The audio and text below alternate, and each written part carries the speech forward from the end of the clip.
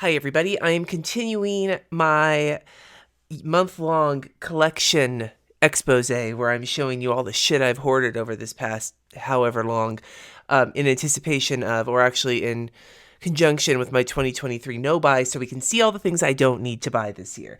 I will leave the previous videos where I went over pens and markers down in the description, but this week's videos are all going to be about art supplies, and we are going to kick it off with paints and inks. I do want to point out, though, that I did miss a few pens in the most recent video, and I found them as I was going through everything, and so let's just take a look at those really quick first, for the sake of transparency. First and foremost, I have this set of Etcher fine liners and brush pens. It's a set of 16 with 8 fine liners, 8 brush pens in the same color. I am going to do a video on these. They sent these to me last year, and I just haven't gotten around to it yet, so stay tuned for that. The other thing is this little pencil bag here from Go Wild, full of some more Cocoiro refills and some of my Colettos, which are the multicolor pens that you can decide on the colors and put like the colors in yourself, plus a handful of other pens, including some fountain pens, which we will talk about in this video, because I do have a few of those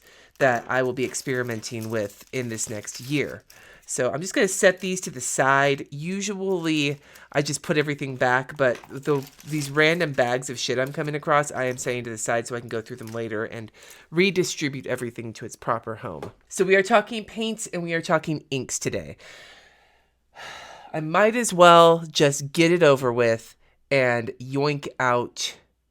No, you know what? Let's go up front and talk about ceramic palettes. Now, I'm not going to show you all of the empty palettes that I have. I have a bunch and they just get kind of rotated through. But I'm specifically going to show you my ceramic palettes because even though they're more housewares than they are art supplies, I am not allowed to buy these this year either because I have a bit of a problem.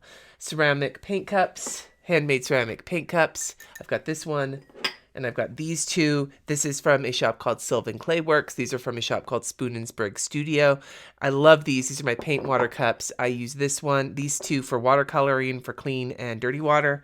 And this one specifically for gouache because the ridges on the bottom help loosen the paint up. But I will not be buying more of these this year, so I wanted to show those. The one I do not have to show you is an early birthday present that was purchased for me during a second sale from Sylvan Clay Works, and that's going to be a much bigger, like twice as big version of this guy.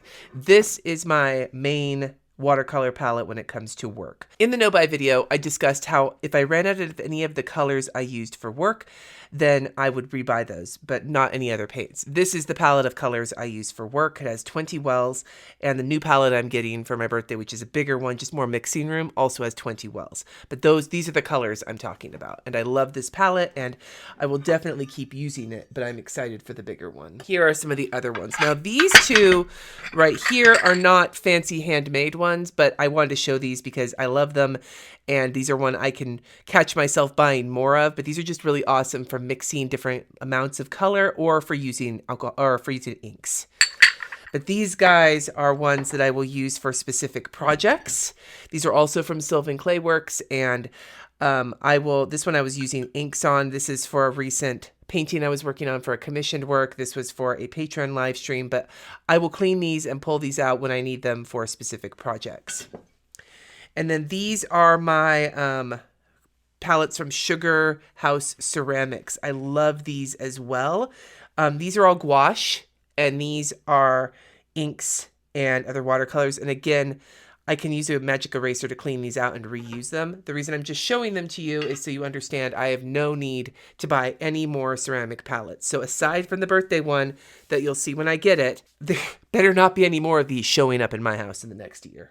Let's ease our way into watercolors, shall we? These are my little watercolor palettes from Jane Davenport and from, they were Prima, but I believe they now are Art Philosophy Co., but these are when they were still Prima. So these are great because they're small and kind of coordinated color stories. So if you want to do like if you want to experiment with watercolor but not spend too much money and have a set of colors that are really like handy for different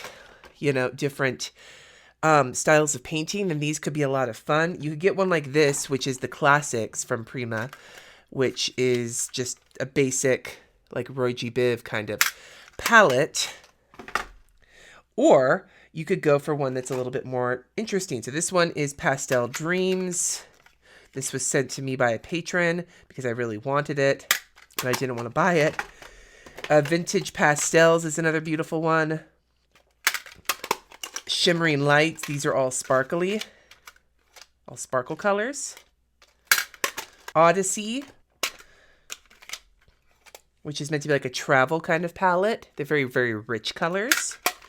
And then Tropicals, obviously, is another kind of tropical, another kind of adventure-y palette, but this one done more like jungle style. And then these are the 3 Jane Davenports. So this Jane Davenport one is the Neutrals palette and has some like basic neutral colors. This one is the Glitzy palette, which is ocean related, and some of them are sparkly. I believe these 2 are sparkly right here. And then this one is my favorite of the whole bunch, which is the first one of these I bought out of this whole box here. This was the first one I bought, and this one is to this day my favorite. And this is the Jane Davenport Brights palette. And I just love, you can see I've used the shit out of it. I love these colors. But I like pulling these out when I have a specific project and I want to keep my color palette limited. These are also really good if I want to do like a quick creative thing and limit what I'm using to keep me from like kind of having like a decision paralysis, right?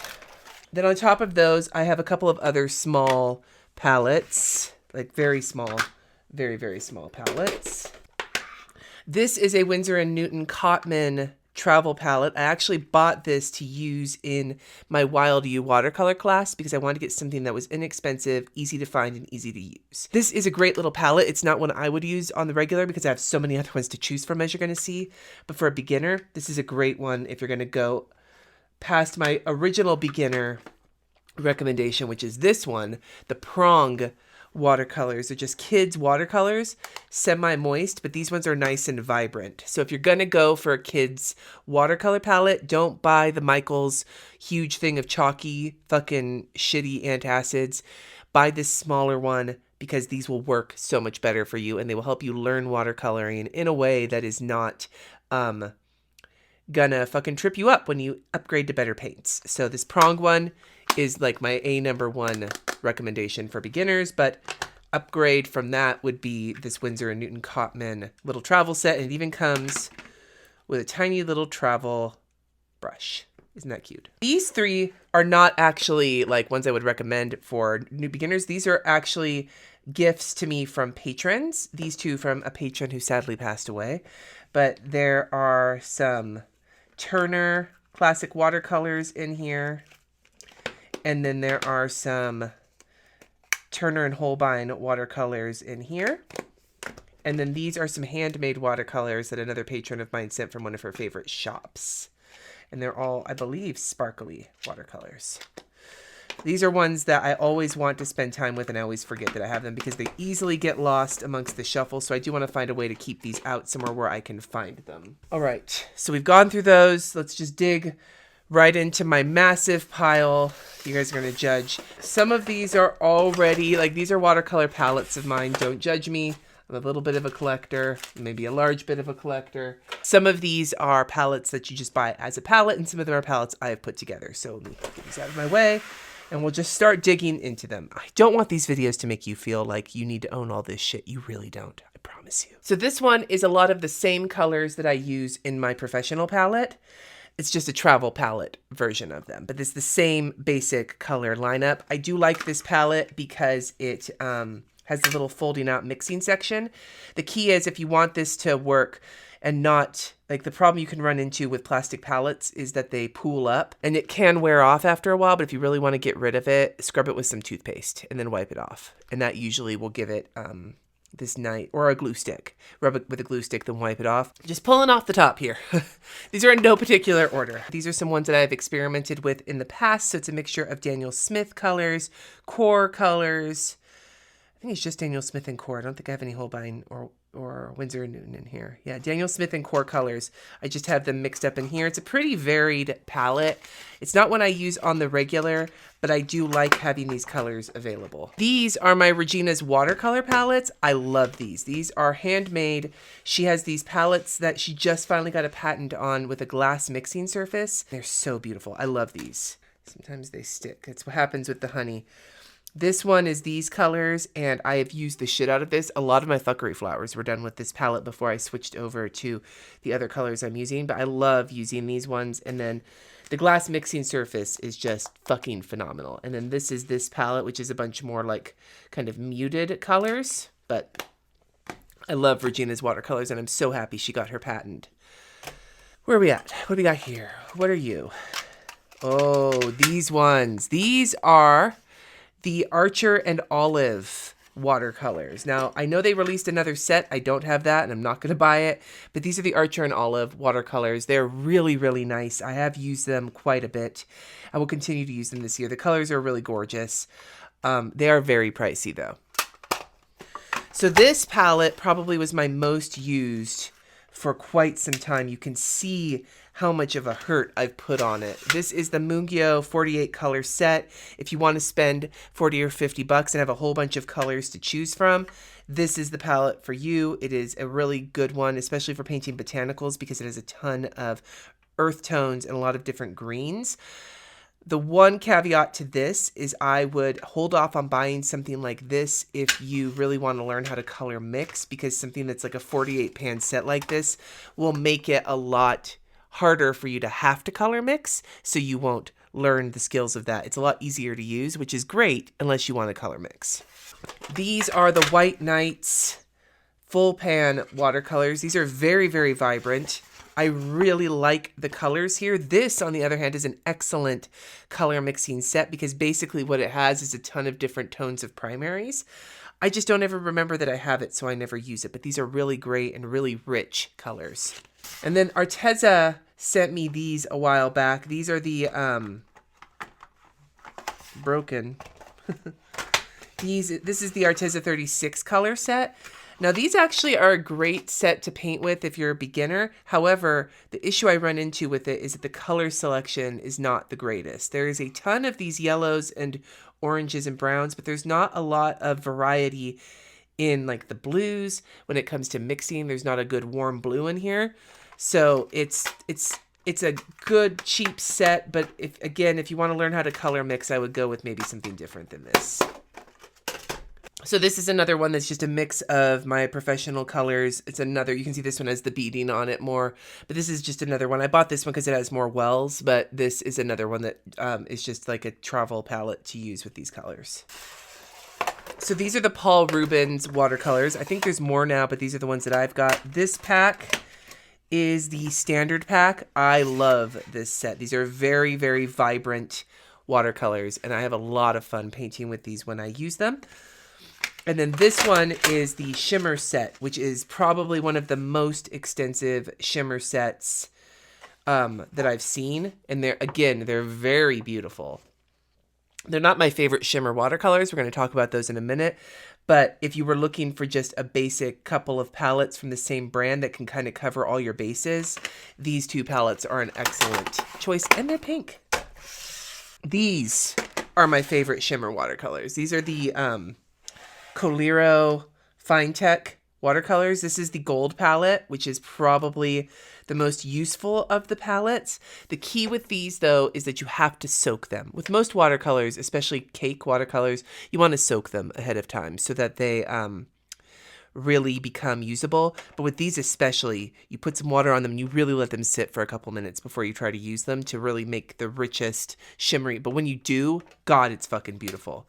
So these are the gold. One of these is the Pigeon Letters like special edition that I got because I love her and I loved the color choices. I don't know which one of those that is. So I just got two of the shimmer palettes, and they're both really, really pretty, really fabulous colors, and they're great for adding accents to the watercolors. This is a palette that holds all of my what's the brand? It's the first set of like semi-professional watercolors I got. These are the Shinhan professional watercolors. I don't really use this much anymore, but I hang on to it both because I have another one of these palettes also that's empty. This is a great watertight palette, but I do hang on to it in case I want to use them again. This might be one I clean out though this year and reuse this palette. These are the Ganzai Tambi watercolors from Kuretake. They're Japanese watercolors. I've heard they actually have a bigger set now, but I'm totally fine with these. These are beautiful. They're great for lettering, especially because you have a nice big pan to pull color out of, and the shimmers are just fucking gorgeous. I don't use these as often as I would like to, but the color selection is just utterly beautiful. And then I have two other watercolor sets that I'll show you here. This one is the Amy Tangerine little watercolors. I wasn't a huge fan of this. I love the setup with the little sponge and the water and the marker and everything else. And I love the way it folds out. I just am not a big fan of the watercolors themselves. But I thought I would hang on to this for comparison's sake to other ones. Also because I do really love the little travel setup of it. And I was thinking maybe I can swap those pans out for pans of color I actually like. And then this was sent to me by one of you. These are the Peerless transparent watercolors on paper. So these things are nifty. And I have experimented with them a little bit, but not as much as I would like to. Each of these sheets is a sheet of watercolor, and you get your pen wet and you dip it into the paper. So it's hard to see.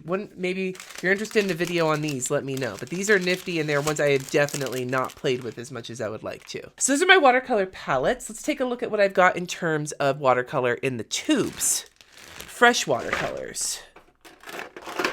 Fresh. So this bucket here is all of the ones I was talking about, the ones I use in my professional work. That's these guys. So what colors do we have? We've got Hooker's Green, Burnt Umber, Davies Gray, Permanent Sap Green, Opera Rose, Windsor Red, I'm just throwing doubles in there, Phthalo Turquoise, Prussian Blue, Scarlet Lake, Manganese Blue Hue, Ultramarine Violet. I was using the Daniel Smith Manganese Blue Hue, but now that I've got the Winsor & Newton, I'm going to switch to that. Naples Yellow, Lemon Yellow Deep, Windsor Yellow, Yellow Ochre, Windsor Green Blue Shade, Mars Black, Cadmium Orange, Van Dyke Brown, Olive Green, Windsor Violet, Dioxazine, Cobalt Blue, Payne's Gray. And then the only Holbein color in here is Jaune Brilliant. But these are the colors that I use in that palette. And like I said, I probably am not going to run out of any of them. But these are the ones that I use to build my professional palettes. And if you're interested in me setting up my new work palette when it shows up, just let me know. Here are some core colors. And I bought these from Blick on a whim because I heard that they were great, but I didn't spend a lot of time experimenting with them. And I would like to revisit them. This is one of those sets that is not something that I was super interested in, and now I'm like, oh, maybe, I mean, this is not something I was super interested in fucking around with, but now I kind of want to, that I've revisited them. And then these are all of the rest of my watercolors, plus I think there's a few oil paints mixed in here. So let me separate these by brand. It's mostly Daniel Smith and the Shinhan ones that I was talking about before. I think that might be everything that's in here. So these are all the Shinhan colors. These were just a big set, and they're I would not hate on these at all. They're not as vibrant as some of the other colors, but I don't mind these at all. These are handy learning to work with like tube watercolors if you want a big variety of them for a fairly inexpensive price, at least when I bought them back in the day. The Daniel Smith colors are ones I would like to practice with more often. These are not inexpensive. The reason I don't use these as much in my professional work is because they're very granulating, where they show like texture, which is great for some paintings, but not for a lot of the work I do professionally. There are some very, very, very unique colors in the Daniel Smith line, like this Moon Glow, which is like a purple with like a beautiful shift to it. Shadow Violet's another one. These are just some very, very beautiful colors that I would like to use more often. And then finally, I just have the three oil colors from M. Graham, Payne's Gray, Ivory Black, and Titanium White that I utilized in the Bob Ross video I did a couple years ago, which I'll hang on to in case I do that again. So I keep these guys in the big drawer set with all the rest of my random watercolors, and I keep the work ones in the drawer right next to me. The other thing I keep in that drawer next to me, I'll show some of these things just so you have an idea of what I've got. I'm not going to go through all my brushes and stuff today. If you like a tour of my water brushes, my paint brushes, let me know. But these are just some items I could run out of feasibly. I've got some artist tape. And this is a sign of like not being super organized, because I had another roll that was almost out and had lost most of its good stick. So I bought this one, not realizing I had already bought one because of that same situation. So yay for organizing.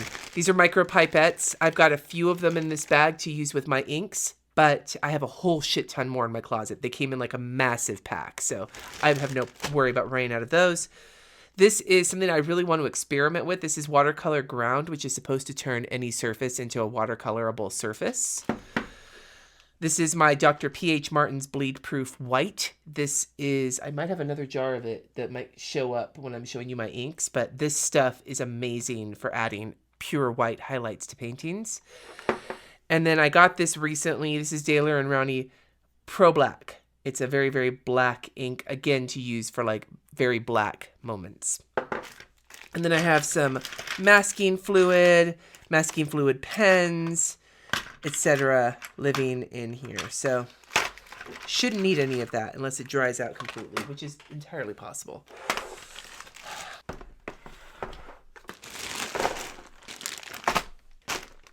Gouache. All right, this is my gouache. Pleased to meet you. So this one is that jelly gouache that kind of looks like, you know, pudding cups. I painted with this with my patrons for almost an entire month. If you would like to see me mess with this, it's kind of fun. I actually kind of like it. But it does stick to its top. Oh my god. Oh my god. Jelly gouache. Many colors. I thought that this would be a fun set to learn to paint with gouache with before I really dug into the professional gouache, because I actually got a couple of really nice sets of professional gouache for gifts in this last year and a half. I got one from my father-in-law and one from Kristen. And so, like, I have some other gouache to experiment with, but I decided to start with this big fucker for God knows reasons. This is the gouache that Kristen got me. This is the acrylic gouache, so not water-based gouache. These are the colors that are in here. I also have the water-based gouache that my father-in-law sent me. You saw it in those Sugar House ceramic palettes, but I've also used it in here. This is the Holbein set of water-based gouache. I've got some Winsor & Newton white because I needed more than just a small amount of white. And then in this bag is all of my inexpensive gouache. This is a big set that Arteza sent to me a couple years ago with a whole bunch of colors.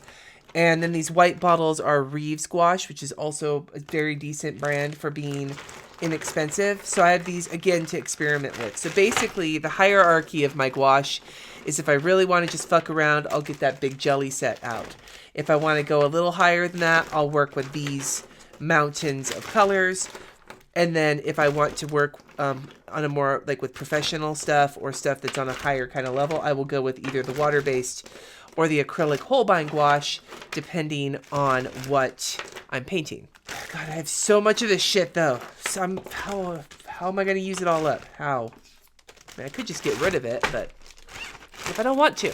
Okay, before we dive into inks, I'm going to go into the wide world of acrylics and mediums.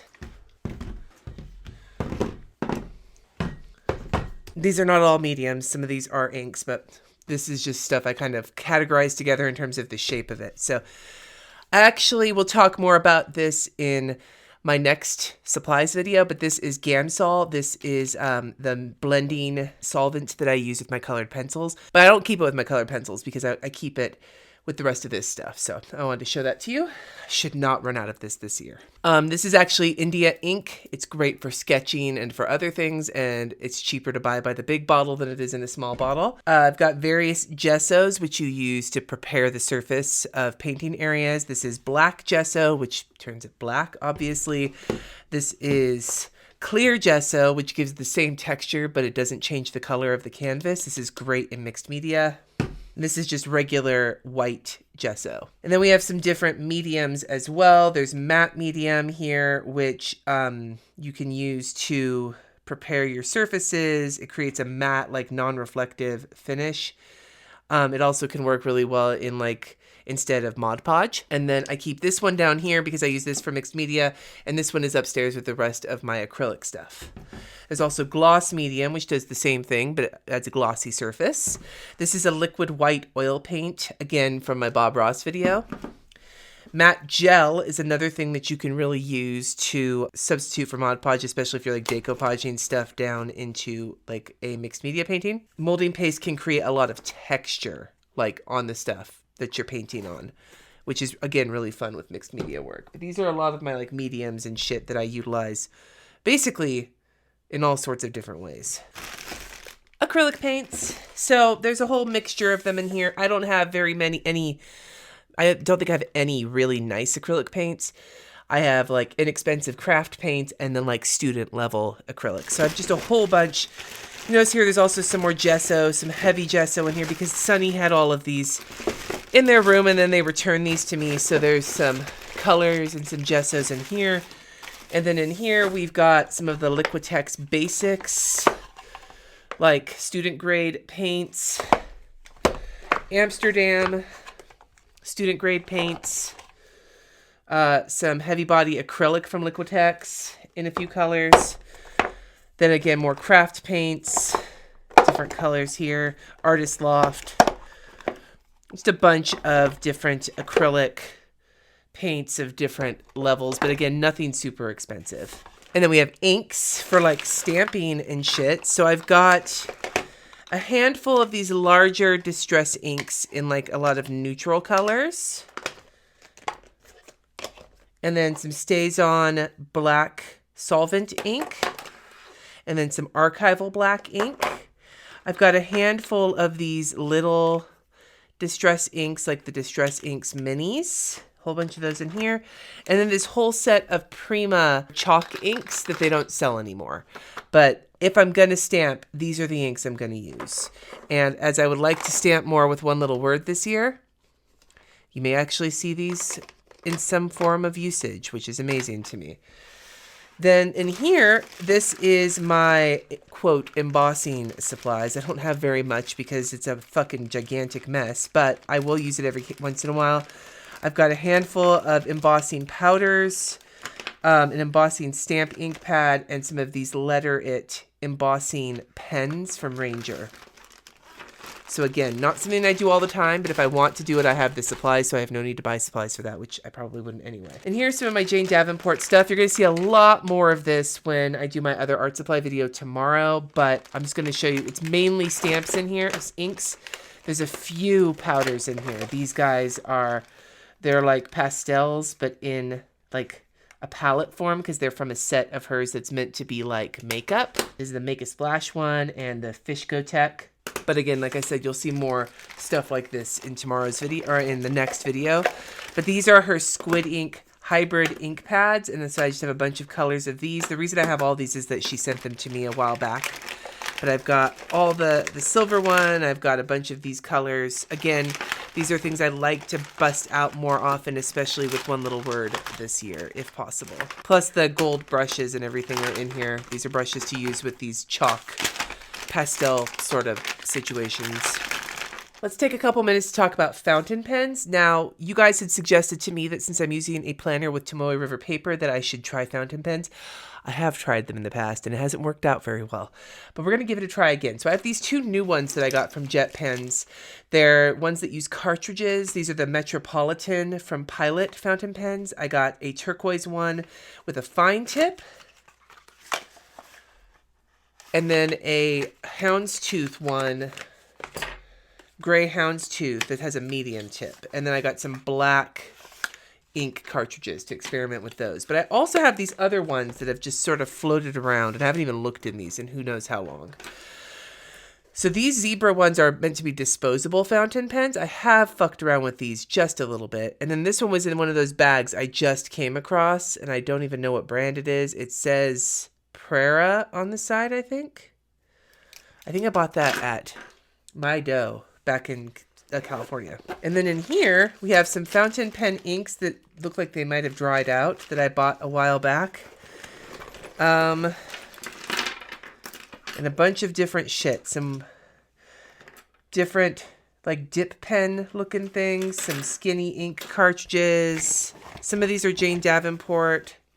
Pen cleaner. A lot of this I think is dried out, but we can experiment with this. The dip pens were mostly to use with India ink for sketching. So definitely we'll hang on to this and go through this at a later time. But suffice it to say, if I want to fuck with dip pens or if I want to fuck with fountain pens, I don't need to buy anything. I have stuff to experiment with. So if you're interested in that kind of an experimentation video, let me know in the comments. And then in here are some more of those Jane Davenport cartridge style ink. Some of these are called Schaefer carbon ink. I don't know what this is. This is the Jane Davenport one. Some more fountain pen fuckery that I don't understand. So all of this I'll keep together in case I want to experiment with it, which I'm sure I will.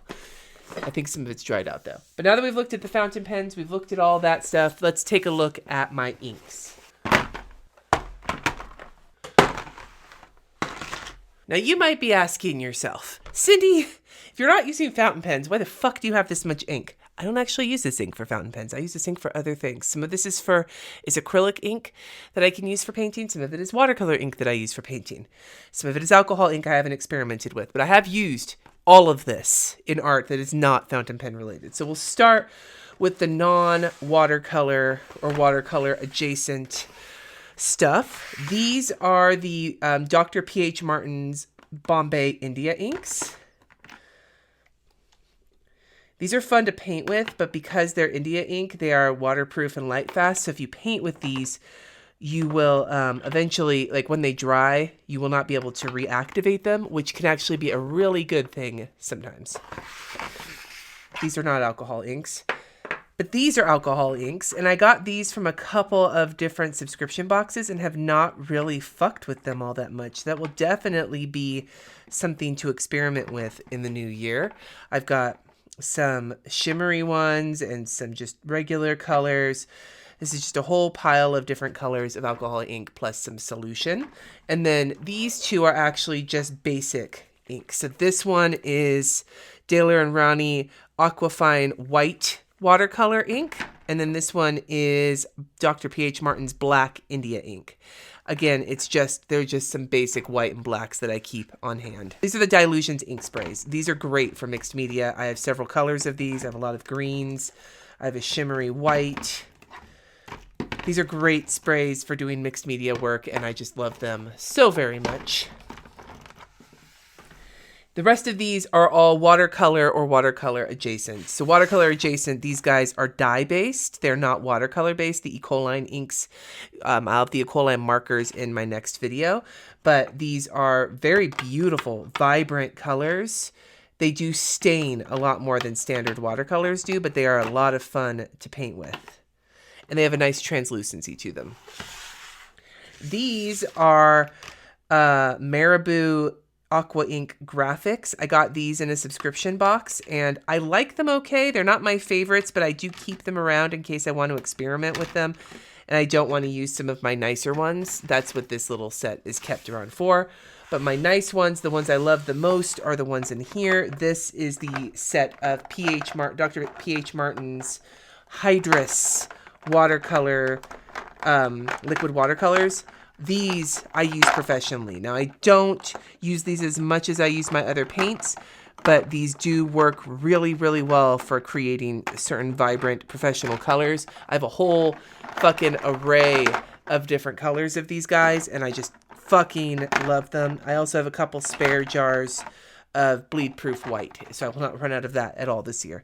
But that's all of my inks. In my next and probably my last of these collection videos, I will be going over colored pencils and other art supplies, miscellaneous art supplies. If there's anything I left out of these videos, though, please let me know if there's something else you'd like to see. But yeah, I'd love to hear from you in the comments below. Do you like to paint? Do you like to paint with watercolor? Or if not, a different kind of paint? Or if not, if that's not the kind of art stuff you like, is there a different kind of creative practice that you have? Let me know in the comments. Thank you so much for watching. Subscribe if you haven't already. And until next time, friends, peace.